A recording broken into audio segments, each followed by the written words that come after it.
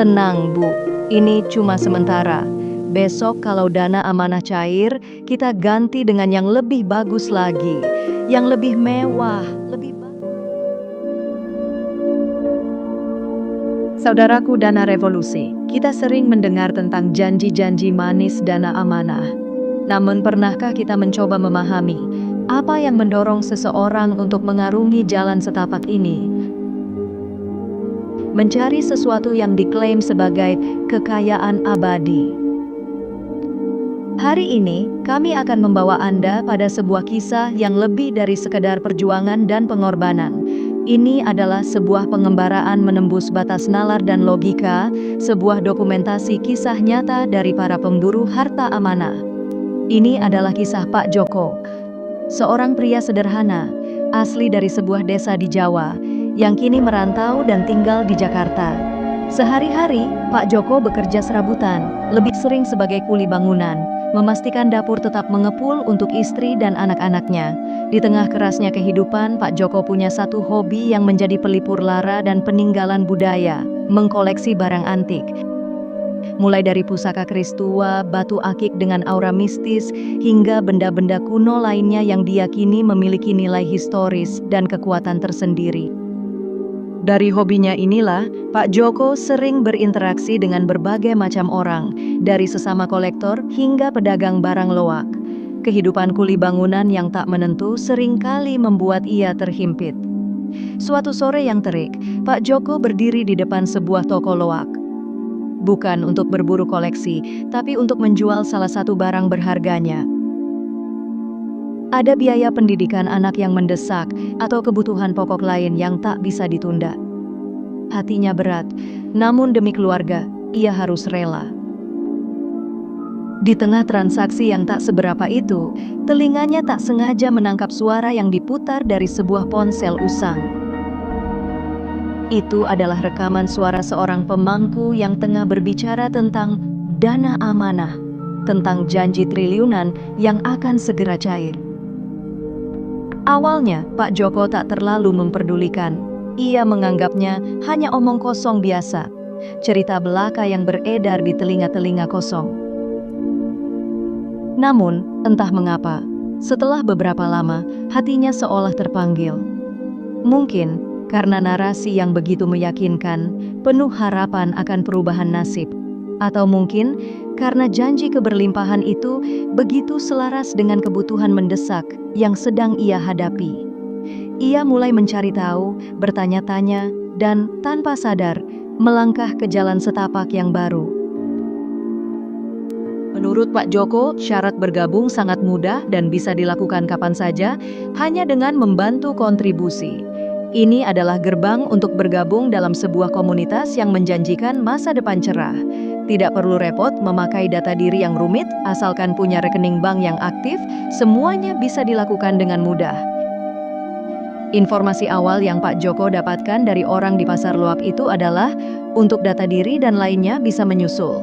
Akhirnya, Pak Joko dihubungkan oleh orang tersebut dan diperkenalkan kepada salah satu pengurus yang bertugas di wilayahnya. Tak lama kemudian, nomor Pak Joko dimasukkan ke dalam grup WhatsApp khusus. Disinilah setiap hari, rekaman suara pemangku terus diputar, janji-janji manis kian membahana, dan jadwal pencairan selalu di depan mata. Janji bahwa dana akan cair besok menjadi mantra yang menguatkan. Awalnya, apa yang dilakukan Pak Joko ini sangat didukung oleh istri dan anak-anaknya.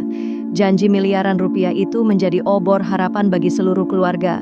Impian akan kehidupan yang lebih baik, rumah di desa yang bisa dibangun kembali, dan masa depan yang cerah di tanah rantau. Pak Joko pun semakin bersemangat, yakin bahwa ia membawa keluarganya menuju kebebasan finansial yang abadi. Pak Joko mulai berkontribusi, awalnya sedikit, dari sisa upah kuli bangunan. Namun janji besok cair, terus bergaung di grup-grup. Ia mulai meminjam dari tetangga dan saudara. Ketika janji pencairan final berulang kali diumumkan, Pak Joko nekat. Setiap minggu, ia meminjam pinjaman mingguan dari rentenir, hanya demi membayar kontribusi yang terus-menerus diminta.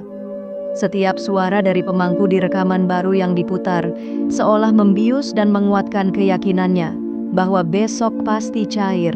Saking yakinnya, Pak Joko bahkan sudah menyusun rencana besar bersama keluarganya, merenovasi rumah tua mereka di desa. Ia sudah membayangkan dinding yang kokoh, atap yang tidak lagi bocor, dan ruangan yang nyaman untuk anak-anaknya. Angan-angan ini menjadi bahan bakar, mendorongnya melakukan tindakan-tindakan yang mungkin terkesan konyol di mata orang lain, namun terasa logis dalam keyakinan. Namun, lama-kelamaan, istri Pak Joko mulai sedikit timbul rasa tidak percaya. Ia melihat dengan mata kepala sendiri barang-barang di rumah pelan-pelan raib. Dari koleksi antik yang dulunya dibanggakan Pak Joko, kini beralih ke perabot rumah tangga yang penting. Istri, "Pak, kenapa barang-barang kita ini kok pelan-pelan menghilang? Lemari, kulkas, mau kemana lagi ini?" Pak Joko, dengan nada meyakinkan, menahan beban di hati. "Tenang, Bu, ini cuma sementara. Besok kalau dana amanah cair, kita ganti dengan yang lebih bagus lagi, yang lebih mewah, lebih banyak dari ini." Setiap barang yang hilang, setiap pertanyaan dari istri, menorehkan keraguan yang semakin dalam di hati sang istri, dan beban yang semakin berat di pundak Pak Joko. Rumah yang tadinya hangat, kini terasa hampa. Ini adalah puncak kesedihan dan perjuangan Pak Joko. Ia merasakan perihnya realita, namun di sisi lain masih ada bisikan janji besok cair yang membuatnya bertahan. Ia melihat wajah sedih istrinya, kebingungan di mata anak-anaknya yang tak mengerti mengapa rumah mereka kini kosong. Sebuah pengembaraan yang dimulai dari kebutuhan kini berujung pada kekosongan. Kisah Pak Joko adalah cerminan dari banyak orang yang terjebak dalam pusaran harapan palsu. Mereka terus berjuang, terus berkorban, dengan keyakinan yang menguat dari setiap janji yang tak kunjung terpenuhi.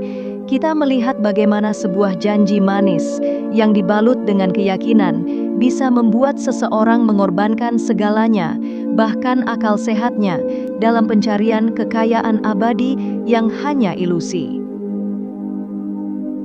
Saudaraku Dana Revolusi, kisah Pak Joko ini adalah pengingat betapa kuatnya harapan, namun juga betapa berbahayanya harapan yang keliru.